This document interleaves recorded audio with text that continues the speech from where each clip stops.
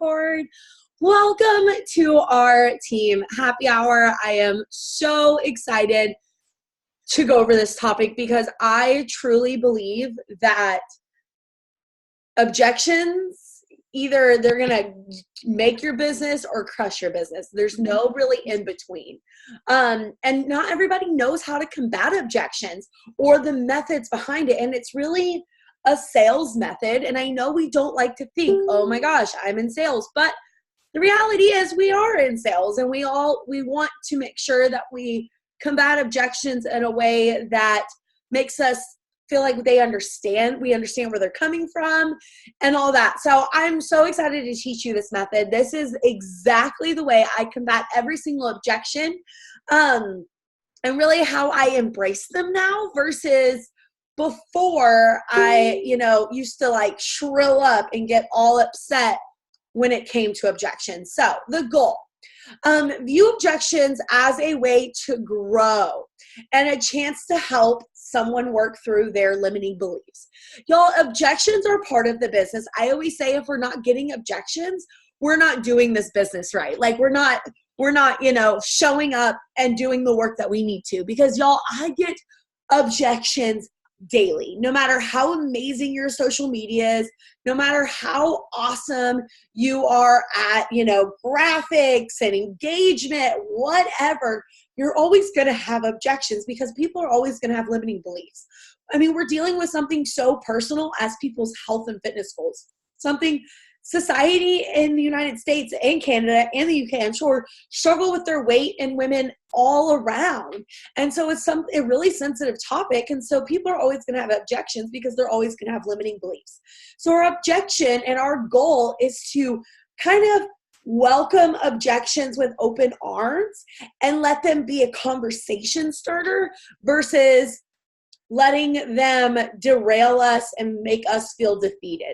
Because I really do think that the difference between the successful coaches and the unsuccessful coaches are the successful coaches look at objections as a conversation starter. They look at as objections as just like a little hurdle or something to prove their self to that person. And then the other people look at objections as like a crutch, like a shot to them, like something personal. And I used to at the beginning, every single time I used to get one in the beginning, I'm like, oh my fucking goodness, another person telling me no. Like, why does everyone tell me no? And now I look at them like, if I don't get one, I'm a little worried. Like, why didn't they object? Okay. So how to combat objections. So it's a 3-step process on combating objections. So the first one is isolate the objection. We want to kind of just ask them, like, is there anything other than time? Is there anything other than, did I miss one? Yeah, there we go. Sorry, I missed one. So there's 2 different types of objections, usually. Now, there are the weird ones we get, but 9 times out of 10, there's 2 different types. And those types are money. So everybody knows, oh my gosh, it's too expensive.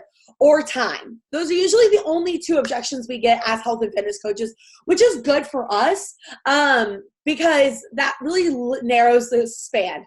Now, you do have those miscellaneous ones like I can only work out in the gym or, stuff like that. But these are really the 2 that we get on a daily basis.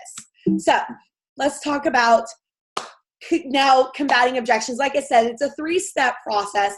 The first thing you want to do is isolate that objection. So see if there's anything else but the time, anything else but the money that they're afraid of. The second thing is we want to do the feel, felt, found method. And this is like sales 101. This is literally every time I do this, I do the feel, felt, found, because it's proven when you relate to someone and then you tell them, I get it, tell them a story, but then you found the solution, and that's how you did it. So you understand where they're coming from. You felt the same way. but you found the solution. And it's an easy, seamless process. And I'm going to show you examples as well. And then the third one kind of varies. It's either meet them where they're at, call them out on their bullshit, because we all know sometimes we need to be called out. Sometimes we need to be kind of said, girl, you've been, back and forth with me for over a year. You've been back and forth with me for 3 months. Something always happens. What is really holding you back? Because I know you want to hit this goal, but there's something. So something like that, or add them to a follow-up. So those are the 3 methods we're going to do at the end. All right. So money. Well, why is that messed up? Oh, well, the first one left. So money. So step 1 is isolating the objection. I don't know where the slide is, but I'm just going to tell you what it is. So step 1 is isolating the objection. So the prospect says, I'm sorry, that's just too much money, right? Like it's just too much. And then what you will say after that is there anything other than the money that's holding you back? Simple question. I did this at State Farm and sales all the time. We always just ask, because sometimes it's not the money, right? Sometimes it's, they just don't believe in themselves, or they failed so many times, or, they don't have the space at home or something like that. Most times it's not the money that is the problem. We all can come up with $160 when we need to, or when we really want to. Most of the time it's other limiting beliefs. But the second step is the feel, felt, found. So if they say it's just the money, then you, the objection ninja, is going to say something like this. I totally get how you feel, girl. I felt the exact same way before I started this journey. Things were so tight. I was only making $20K a year and barely scraping by as it was. It makes it so tough to invest in things when money is tight. I had no idea how I was going to afford this, but I knew I needed to, because I hated the feeling of, what if this was my solution? I took a look at some of the things I was spending money on and found if I cut a few things out, like Dunkin' and Old Navy trips, I could make it work. And God, it was the best investment I ever made. Do you know if there's an area in your life you're willing to cut things out? And so let me break this down for you. So you're understanding where they're coming from. So you totally understand where they're coming from, because money can be tight. And then you're telling them your part of the story. So I felt the exact same way. Maybe your story isn't you made $20K a year and was barely scraping by. But maybe your story was you couldn't wrap your head around $160 at one time. But then you found XYZ. And so really I like to put my story in there, because adding a personal touch can really help somebody relate to you and know that they're not alone, that other people have those struggles too. And so just think, y'all, everybody has the money somewhere.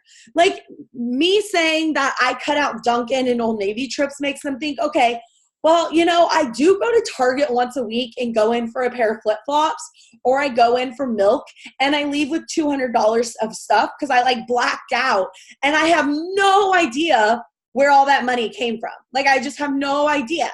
So there's the thing, there's money to be found places. Like we all have it. We just have to locate it, and we have to believe in what we're putting it in. That's our job as their coach and as the person they're talking to, is we have to breathe so much belief in them that they believe that they absolutely have to have this. And that's our job. Our job is to present that value to them that make them think like they absolutely have to have this. And so that is kind of step 2 with money. So step 3, this varies. So we're either going to meet them where they're at. So for example, with money and meeting them where they're at. So if you try to combat the objection and they're like, dude, I seriously just cannot afford it. Like I can't afford it. So maybe they can't afford the $160 of that, but maybe they can afford 30 days of Shakeology. So 30 days of Shakeology is only $100, and that's on Home Direct. And so maybe they can afford that with the free trial of Beachbody On Demand. And so that's a little easier way in there. Or maybe they can't even afford that. So maybe you just give them the annual BOD membership and follow up with them once they're in love with that. Maybe they can't afford that. So then you go down to a 3-month, right? So 3 months. Now, I'm not going to mentor them. I'm not going to give them access to me like I do my full-time clients, but I still want them to get something. So maybe I go down to the 3 month. They can't even afford the $39.95. Can you afford free? Go down to the free, and then it'll bill them the $39.95 after the 14 days.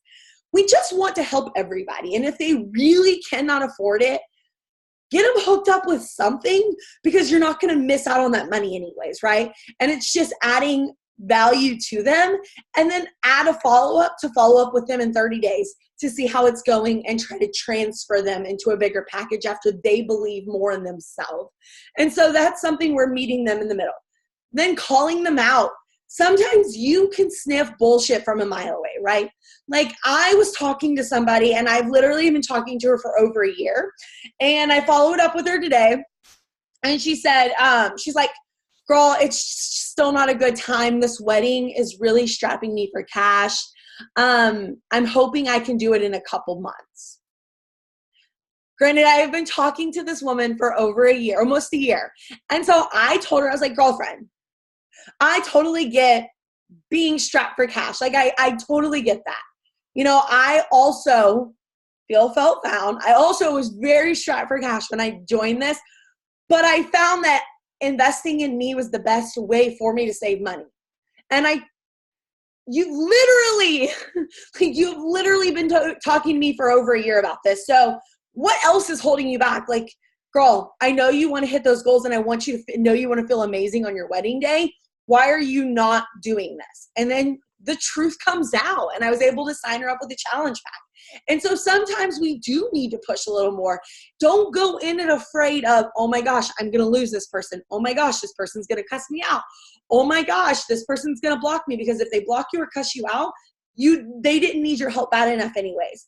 And if they, 9 times out of 10 are going to be like, you're so right. Like, it's been hard, and they're going to spill their guts all over you, because sometimes we all need that best friend that calls us out on our bullshit, because we don't get called out on it enough. I know I am. Like, I had a freaking spaz attack on my husband Sunday at our gender reveal, because he was 20 minutes late because he had to get chicken wings when I had cooked food, but he didn't want tacos. My friend told me, Allie, you need to chill out. I know you're pregnant. I know those hormones are raging, but it's just 20 minutes. Chill out, because I literally went apeshit. And so sometimes we all need them to call us out.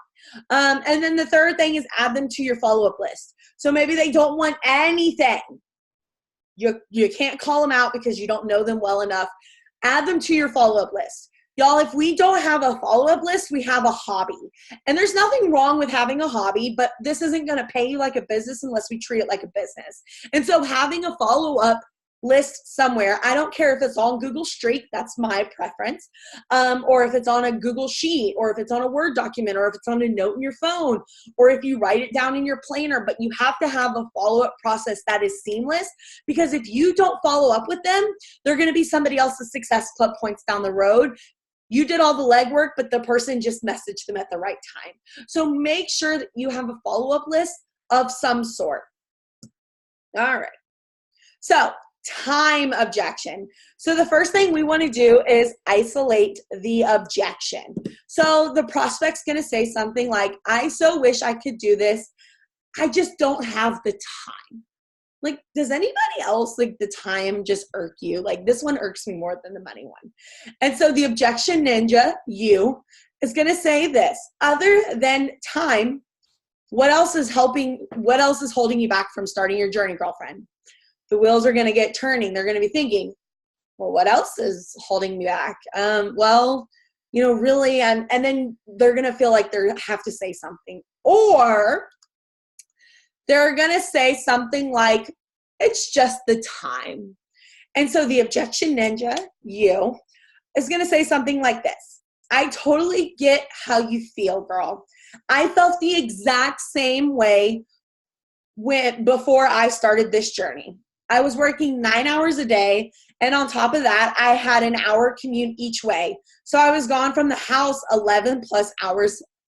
So I was for sure a busy bee. But I found that this boot camp was exactly what I needed to fit into my busy schedule. Girl, they were made for us with workouts being close to 20 to 30 minutes. It was so easy for me to find the time in my busy schedule to work on my fitness goals. Do you have 20 to 30 minutes? So here we are understanding where they come from.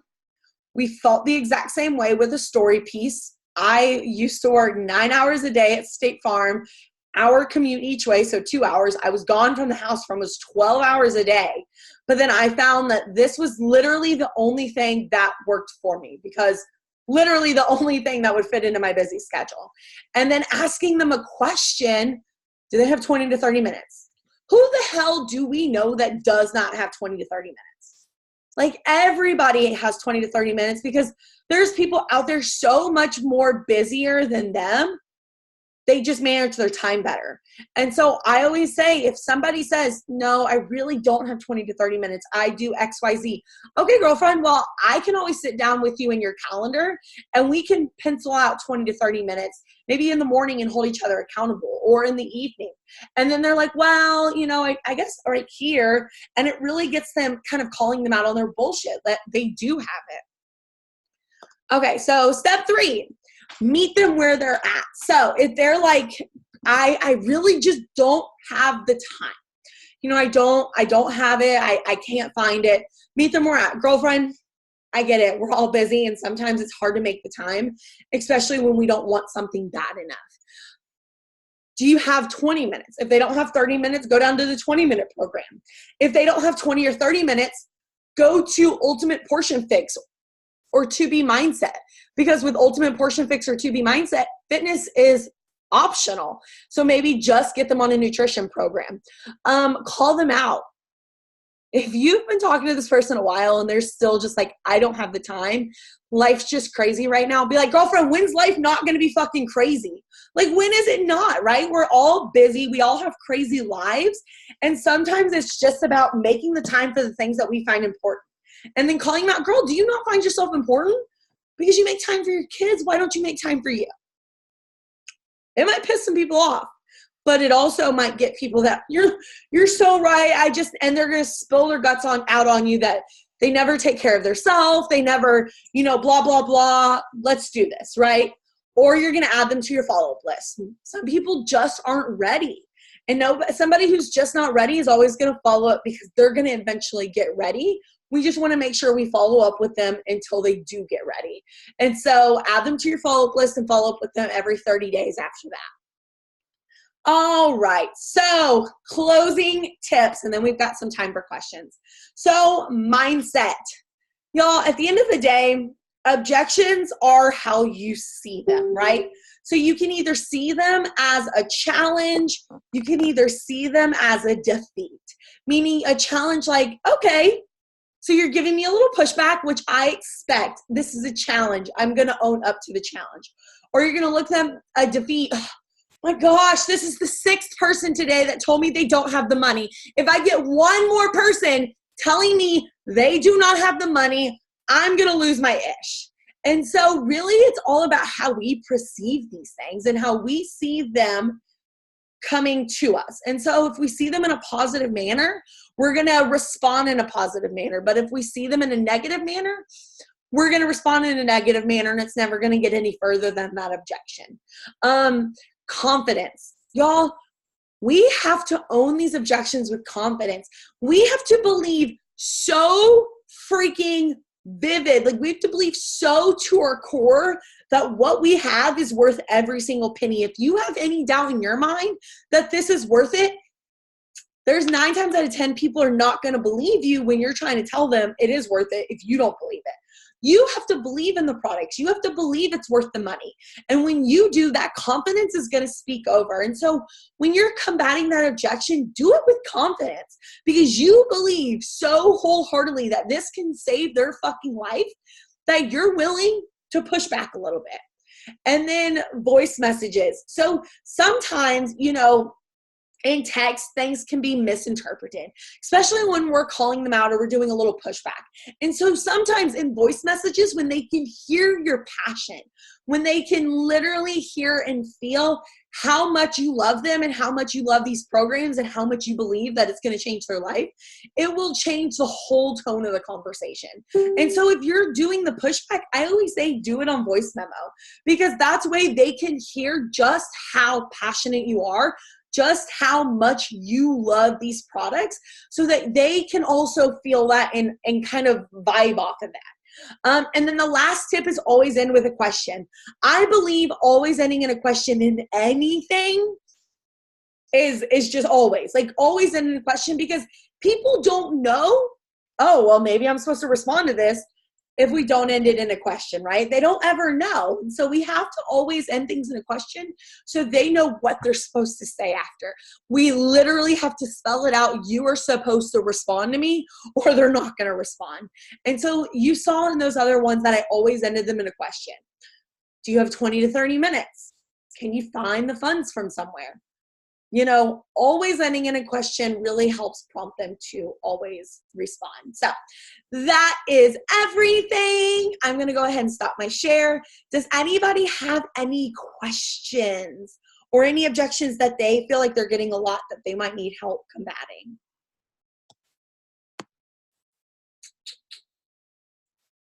Nope, no one.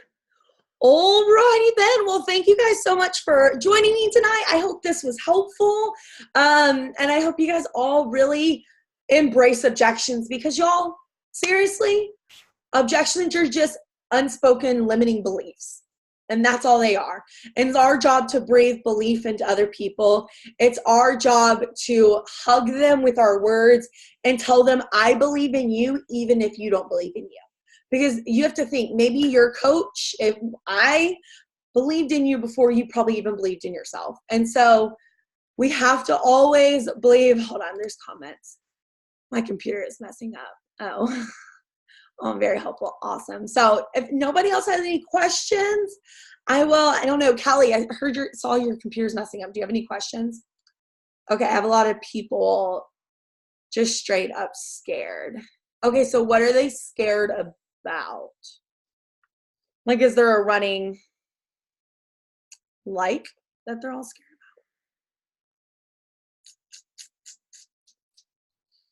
about? I mean, but we have to think, people are going to be scared. Like, how many times have we failed in this journey?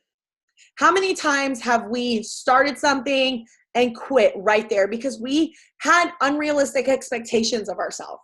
We had a diet, we were doing keto and we quit in 2 days and wondered why. Like, we were scared of, failing ourselves again. We're all just scared. And our job as coaches is to breathe the belief in them. We have to believe in them before they believe in themselves. And so telling them that, girl, I totally get that you're scared. I was too. Let's do this together. Let's hold each other accountable. Let them know that you understand, because you also were scared. I tell people all the time why I was scared at the beginning, what I was still scared of, hell, what I'm still scared of now. But how much different my life is because I faced that fear and said, you know what? You are not going to control me anymore. And that's the exact same thing. And I also do, if somebody's objecting me a lot, I'll combat it in my stories. So sometimes people don't feel personally victimized by you if you're combating their objection in your stories. So maybe you're getting a lot of the objection of, I just don't believe in myself. Like I've quit everything else. So maybe in your stories, you'll talk like telling your story, like, I just know how many times I quit on myself, how many times I failed, how many times I, started something and stopped. And with this, I was just more afraid of what if this was my solution? What if I didn't give this a try and I was dead right now? Like, and I know that's kind of like bad, but sometimes you can think of other things. Like, at the end of the day, if we didn't say yes to this, can you imagine where your life would be? I can't. I know for sure I would not be here right now because this saved my life. And so if sometimes I have to ruffle little feathers to get people to believe in themselves, it's the price to pay, because I know that I needed my feathers ruffled before I believed in myself enough. Yes, I was afraid of failing, but I was more afraid of what happened if I didn't try. And so sometimes that helps. So I hope that answered your question, Kelly. Does anybody else have any other questions? Nope. All righty, y'all. Well, that was a short one. Short, sweet, to the point. Boom. We have 1 week left in the month. Cannot believe it. So we have 1 week to lock in our Success Club, to change those 3 lives and move our business forward. Remember, Success Club is literally the benchmark to meaning that we're an active coach. It literally just means that we're getting our products paid for and we are moving our business forward. And so thinking right now, who are your 3 people going to be? Because that's all you need is 3 lives. And we all know 3 people that we can touch with this. Maybe we're just scared to reach out. And so put fear behind you and reach out to them, because remember, it's not up to us to decide who's worthy of this gift or not. It's just up to us to present it, and they'll do with what they may. So go present this gift to everybody that you know, and let's change 3 lives. All right. Bye, guys. Love you.